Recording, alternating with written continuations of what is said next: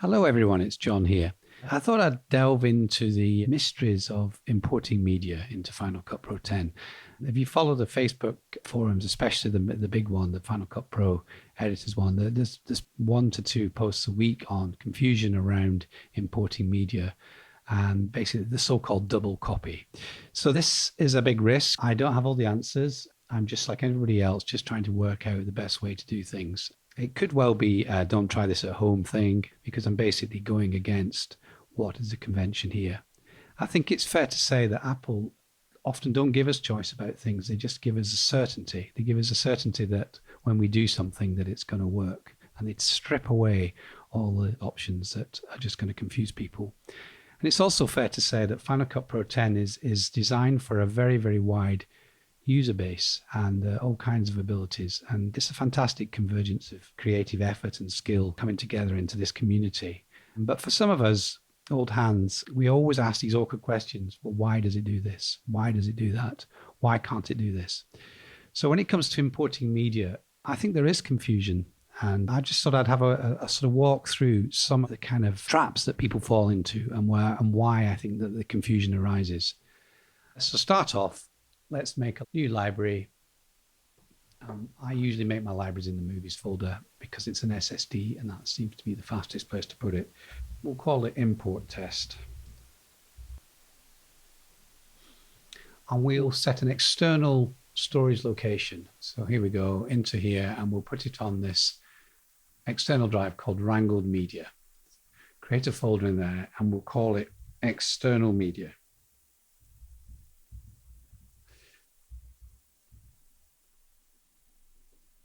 And we'll leave everything else as it is, because this is just a quick test, really. Okay. So, under normal circumstances, you import from cards. And Final Cut knows about the cards because you plug a card in and it knows that it's got a certain structure. So when we want to import media, the standard way is to use the import window. When we mount cards, they appear up here. And Final Cut knows that they're in a certain structure and displays at the bottom here, when you go to the cards, it just displays the actual media files. It doesn't display all the complicated sidecar files and metadata that surround these files. But one of the issues that you run into is that quite often you start a project and you don't have the cards. You have an already wrangled drive with card media on it, with the card structures intact, but you're not importing directly off the cards. So basically the media has already been copied. Now there's a variety of reasons why people do that. And one of them is that perhaps people don't have Final Cut Pro out in the field. They're shooting on a daily basis and they get back to the ranch at night and they want to sort of wrangle their media off the cards so that they can use the cards next day, and they don't have Final Cut. So they use programs like Shotput Pro and Hedge. And these programs are very good because they verify and they check, because it's a really big deal copying media. It's just like the most important job. So this all happens in the field quite often. And for us editors that are not involved in shoots, we are often just presented with media in a folder structure already. And it's been copied from the cards. So it's intact, but it's been copied. And this is what we have here. If I go to the Finder and look on this wrangled media, I've inherited a little medical conference here, and there's a variety of stuff has been already put on this drive. And we've got an Sony FS7, we've got some Canon XFs, there's GoPros, and somebody has gone to the trouble of getting the cards and copying this stuff and verifying it onto this drive. So all I've got is this drive. So that's okay, because when you import stuff in the import window here, if the folder structure is intact, then Final Cut will still see those as card structures and will import things in the normal way. So if I go to this, I can demonstrate that, because here, look, I've got FS7. Now I twirl that down and go into these ones. Say I choose that one. It's displaying the files, and it's not displaying all the sidecar files. It's filtered them out because it knows that this is a card structure. And look, it lets you make a card archive. So an archive is literally just a copy of that whole structure that you can store. But the problem is we don't really want to make a card archive because the media's already been wrangled, and we just simply want to import it. So the correct way of doing this is to select a clip and simply import it. So I've got one there.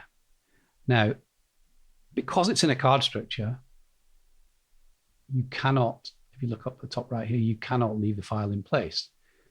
So that's Apple saying, I think, we don't want you to work off your cards because the cards might get ejected, the cards need to be reused. And that is possibly the only copy that there is of that media.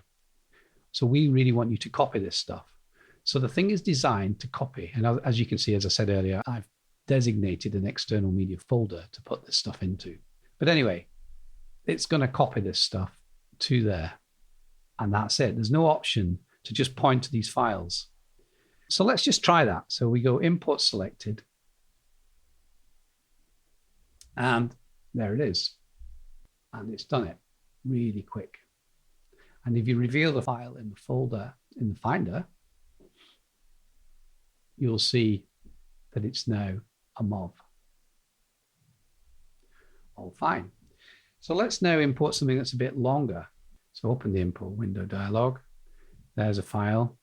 It's 50 odd minutes long. So it's going to copy it to this external location and it's going to rewrap it as a MOV. So import selected. So here it is. Here is this 53-minute file. Now, I have to say that took quite a while. It took 3 or 4 minutes. Time for me to make a copy, that's for sure. And I really thought that the thing had actually keeled over and crashed. But it is there. So what we have is this little circle. And the circle is really there to say that we are still importing and rewrapping and copying to that external location. And we know that if we look in the activity background tasks things here, we can see that it's making a MOV file. It's barely done any of it at the moment, and it's putting it in the external folder. Now, it's possibly quite slow because I've targeted the external media folder to be on the same drive as where the media came from in the first place, which wouldn't really be a very good thing to do. But there's a reason why I've done that, and I'll show you later on. It's fine because this is happening in the background, and we can start to edit and just forget about it, really. It's a bit slow because it's still drawing waveforms and things. But if I just make a little sequence of that there, project as it's known in Apple terms, first cut. There we have it. It's really struggling to play it. But that's because it's all happening in the background. It's copying, it's drawing waveforms. But the potential, if you had a powerful enough machine, this is a 2017 iMac with 40 gigs of RAM, you should really just be able to get cracking on this. But I find that what happens sometimes, and especially the case when you batch importing a huge amount of files, is that you may well get a crash. And when you get a crash, it's pretty hard to recover from it whilst this stuff is still copying. Because Final Cut Pro does have native MXF support, because that's what it's playing there. That is the MXF file, because it's still making the QuickTime file. So it clearly can play these MXF files, which is fair enough. So if this crashes, what happens? Well, let's make it crash. One way to do that is to just quit the program. Bosh. Okay. So now you open up again.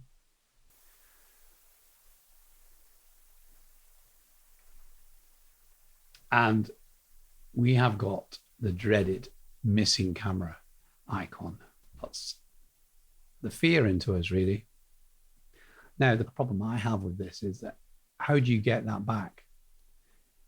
Well, people say, well, you can just re-import it. And because basically what's happened is that it's been interrupted. It started copying to the MOV, but it didn't finish it. So it doesn't exist, and it's still on the card, but it's forgotten where that is. Or it kind of knows, but it's not that sure. So there's this option, re-import from camera archive. But it's grayed out. Now, sometimes it's grayed out and sometimes it isn't. And sometimes I've managed to do things to make it not grayed out. But it basically boils down to the fact that it wasn't importing from a camera card, it was importing from a copy of a camera card. So how do you get that back now? Well, people say, well, you should have made a card archive. Now, if you make a card archive, it's like having the card mounted, and you can re-import from that, and it will bring that clip back to life. But in this situation, and it's quite common this, because the computer is extremely busy when you're editing and importing at the same time, to the point where perhaps shouldn't be done and may wait until everything's imported. But how do you get it back? Well, I don't think there's a way, if you haven't made a card archive, other than making a new library and importing the clips again and then relinking them. And bear in mind, by the time this happens, you could be quite well into a situation where you've edited quite a lot of stuff. So basically what I'm saying is I don't think there's any link back to these files. You cannot easily. If you've brought stuff in off a drive that was in a card structure, there isn't a way of getting it back and relinking it to the camera originals and starting the process again, unless you made a card archive. And of course, we didn't make a card archive because the card archive doesn't verify the data. And so is as robust as using something like Shotput Pro or Hedge. So that's a problem, really. And another problem, I think, is as well, that if you're doing news, and the BBC use this widely in the field and in Westminster, Millbank, you possibly don't want to be importing and editing at the same time in case this happens. And you certainly don't want to be in a situation where you may be sharing or maybe finished your edit, but you can't share it out because it's still copying the media in, because you have to wait until stuff's copied. And should it crash in the middle of all that, and possibly on news, you may well be taking it in straight off the card, then I think you're in trouble, because I don't know how you get back to a situation. You're really going to have to do this separate library, re-import things, relink. There just isn't going to be time to do that. So having said all that, you might think, well, why can't we just use the MXF files? The files themselves are already on a drive. They're not the only copy. There's another drive somewhere else off-site that's backed up. The cards are gone, but we have verified this data. Why can't we just work with this media? We know that Final Cut Pro supports this stuff, and we've proved that it plays it because that's what it's doing when you first import. And also, anytime that you import any kind of OP1A MXF file that's not in a card structure, maybe somebody's given you some archive off a server system, off a library, digital library, and it's not in the card structure, and no matter which way you import it, leave in place, copy to an external folder, or even in the library, it isn't rewrapped. The only time that things get changed into MOVs is when things are in card structures. So I'm thinking, well, since all these MXF files can contain everything we need and they play, why can't we use them? So there's been a lot of discussion about this, and people are thinking, well, I don't like the way that media is organized. I don't like the idea that there's all this stuff. Like if you look in the Finder here, people possibly don't like the idea that you're pointing to media that's sitting in these kind of structures. But I don't have a problem with that, because that's how Premiere Pro works. That's how Final Cut Pro 7 worked to a certain extent, and the transition away from tape. Avid AMA works that way, and Resolve also works that way. In fact, one of the strengths of Premiere and Resolve is that they play anything. And this is a big selling point for them, is that you just basically shove a drive in and put things on a timeline, and that's it. But Final Cut has this thing where it's not really giving us a choice. I'm going to make this more robust, and I'm going to make you make a copy of this. And while we're at it, we're going to make them into MOVs. We're going to make QuickTime files, because that's what this system's built around. Now, I understand that. But there are some pitfalls in it. And for certain situations, certainly high pressure, sort of fast turnaround things, I'm not convinced that it's the right way to work, especially since MXF files are supported and there is nothing missing in the metadata in those files. In fact, people have reported that metadata sometimes goes missing when things are wrapped to MOV, XIF data, for instance. So my attitude is, well, why not just use these files? They're on a drive. Why can't we just work with them? Well, you can. So this is an attempt to show you how to do that. First of all, though, let's just get rid of all this stuff. So I'm just going to delete these clips because they're a bit of a disaster. Let's get rid of all that. Get rid of our first cut. And what we'll also do, we'll go into our external location, which is called external media, wasn't it? And we'll delete all the media that we copied. That was the MOVs that it halfway got through making, but didn't because I broke it. So we're in a situation where we've got an empty event and we want to import this stuff from this wrangled drive, but we don't want to copy it. We just want to work with the native media. Now, if you use the import window, it's really about convincing Final Cut Pro that things are not in a card structure. And the trouble is, even though they're sort of down a few levels, it still thinks that that Sony stuff is in a card structure. And that's why you can create an archive, and that's why you're only seeing The media files themselves. Now, some of the other ones, the card structures have been broken. And that's because they're Canon cameras and they have an extra folder. And it's quite easy for people to not get that. And when they copy the stuff, the top folder is missed out or it's relabeled. And I mean, that's another argument why creating archives is quite a good thing. The only snag with that is that it doesn't verify the media. So I think it's kind of redundant given that you've got Hedge and Shotput Pro. We know that we've got verified copies of this stuff somewhere else. But we want to import this stuff and leave the files where they are. And we're not given that option, see copy, because it thinks that some of it's in a card structure and it thinks that some of it isn't. In fact, I think if you possibly went and selected some of it, it would let you leave it in place. And I think that's also a reason why people get confused, because they wholesale grab a whole bunch of stuff and some of it gets copied and rewrapped and some of it doesn't. And some of it stays where it is and some of it goes to the destination that you've targeted in your media locations. So there's a lot to know about this. It's a deep, deep subject. And I am trying to break it by doing this. But really, I'm just trying to get some debate going on different ways of working for different tasks. Certain things are more appropriate than others. This is my way of doing this. Don't use the import window. So close that down. Go to the Finder. Open up. Find your wrangled media, which is there. Now you could go to that and you could search for anything that's got an MXF. Yeah, there's something wrong with the spotlighting on this drive, I'm afraid. But normally that would come up with a whole bunch of MXF files. If I just delete that, they are there. Trust me, there's loads of them inside. There's one there. Okay, so you should.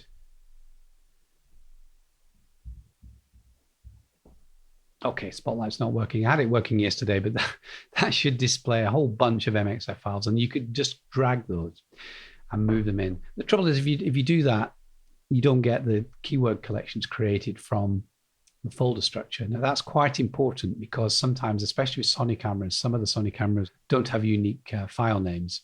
So my solution is to just take that top level. It's a pretty blunt instrument, this, but just in the preferences, we've got leave in place selected. So that's the default operation. So I'm a big fan of drag and drop, mainly because you can override things with modifier keys, whether things are copied, and you can invert the preferences at the point of dragging. So I'm just going to drag this stuff into this event like that. Now, it's having a look at this stuff. I'll count to 10. It comes up with a bunch of files it doesn't know what they are, or it knows that they're not media files. Are we worried about this? I don't think so. These are all the metadata files that are inside those folder structures. I'm not worried about them. So we just go continue import. There we are. So now, just close down the timeline so you can see better. We have got all our clips in the system. And if you look at the processes here, nothing is being imported, nothing.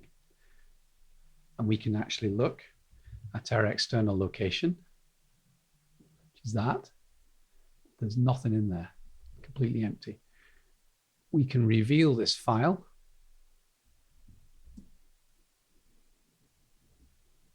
Pull that across, look down the bottom here, and you can see that were pointing to the original file. And it's all very quick. And the thing is, if something happens to these files, then you've got the backup copy. It's just a relink. There's no rewrapping going on. You're basically working with the native files. You can collaborate with other people on a system who may be working on Premiere, because that's what Premiere does. It doesn't make new media, it just points to things. So really, I just need somebody to tell me a really good reason why we shouldn't work this way. There's other issues as well. If you use CF cards for the Canon cameras like the XF305 and the C300, certainly on the Mark 1 C300, there's a bug because Final Cut uses a plugin to import and stitch the files that have got this 4 gig file limit, the FAT32 thing, and it makes one continuous MOV from segments of 4 gigs. But at the same time, it loses audio 2 and it doubles up audio 1. So that's another reason why I don't really want to rewrap things. I worry about rewrapping things. I just worry that something's getting lost in the process of doing it. It's a time-consuming process, and I worry about how you relink if the computer crashes when it's doing it. So this is a way of just working natively. Now, it doesn't work with everything, perhaps, and I would certainly not suggest doing this with MP4 files, but I'm saying for MXFs, which are designed to work this way, which every other NLE works this way, and which is supported by Final Cut Pro 10, I can't really see why you wouldn't want to work this way. And it's pretty robust. I mean, if I take, let's take the top one because it's easy to see. If I take that file, reveal it in the Finder, and rename it hello. Okay, so there it is. It's been renamed and it's still online. It hasn't changed. You can even rename the folders that they're in. As long as Final Cut Pro is running, it's a live database. It's running. It doesn't care. Obviously, if you rename a drive and you disconnect things when it's not running, then it doesn't know where things are. But the linking is robust. It's the relinking that's the problem. And the relinking, although it doesn't use the name to link, it uses the name to find the things that you need to link to.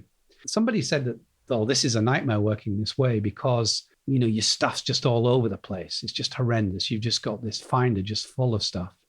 But bear in mind, that's how it works in Premiere and that's how it works in Resolve. But that is true. But we've got these keywords because we've had on our input preferences that it's created keyword collections from folders. So we do know where this stuff is because we know that that's all FS7 and we know that it's in a folder called FS7. In fact, those are the folders that it's in. They're possibly in alphabetical order, but that is, you know, you should be able to find it. So is relinking any more difficult? If we go back to that top file that I renamed and I say relink, it knows that it's called hello. Even though I changed it mid-flow, it knows that. It was called that, now it's called that. And it knows where it is. And if anything happens to those files, you have got the other copies. They are the files that the camera shot, unadulterated, completely virginal files. I like that. So let's just undo that hello and get on with the next bit. So undo rename. They are. Final Cut Pro doesn't care. And you can do the same. As I say, you can go through the folders and change the folder names. You can even rename the drive while it's happening and it will not lose the links. You can shut the program down and you can open it again. Moving the stuff while it's running, you will lose it. But I think there's nothing really to worry about relinking. But say you are worried about that. Say you think, well, I don't know, I don't like the idea that all these files are all just jumbled up in the Finder here. You know, they are just a nightmare. Look, just so many files. I just want my media files. Well, if you're worried about that, why not consolidate? You've got your settings here. The storage locations are set to that external media. And that happens to be on the same drive as my wrangled media. So why not consolidate? What happens if you do that? Well, let's try that. So we go File, Consolidate Library Media.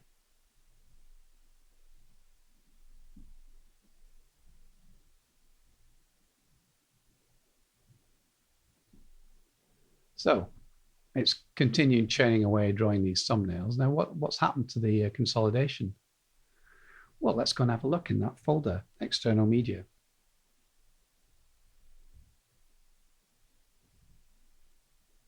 Look. So now you have what you would have had you imported stuff correctly in the first place, dated folders with all the MXFs in them. Nice one there, 1980. Metadata is just all over the place on these cameras, even before files were invented. 2015. So what's wrong with that? That's the same as you would have got if you'd imported them to an external location using the import dialog window, except the only difference is that these are still MXFs. So that's because of hard links. Hard links has basically put all the files that are media into that external folder without moving them from where they were originally. So relinking now, if you like your dated folders, because every time you import something, the creation date becomes the folder. So this is a robust or not so robust way that things get linked. If they've got duplicate file names, is that they're in folders. Not a good system, but having duplicate file names is not a good system. And that's really something that perhaps should be taken care of. So that's it in a nutshell, really. I've just demonstrated that quite often people like to back up the media onto drives. There is no need to double copy if you do it this way. You can use the drive and just point to the media. And I don't think relinking is a problem if something went wrong that people imagine that it could be. And all said and done, if you want a tidier structure, then just consolidate. And it's instant because of hard links. So I just hope that's helpful. I hope that clears up a few things for people. And as I say, I do not have the answers. I know very little about this program engineering-wise, and there's very good reasons why Apple do things the way they do. But I think the reason is that they want to just make it work for the maximum amount of people, and they take away the choice to make it more reliable. But for some people, and it is a professional application, I think we need features that are more bespoke, that are more appropriate for the jobs that we're doing. And certainly fast turnaround things. I do worry about crashing whilst still importing. And I also worry about trying to share out things that are not imported yet. I think this hopefully clears up the double copy thing, that's for sure. And I'd just like to know what your thoughts are. Thanks very much for listening.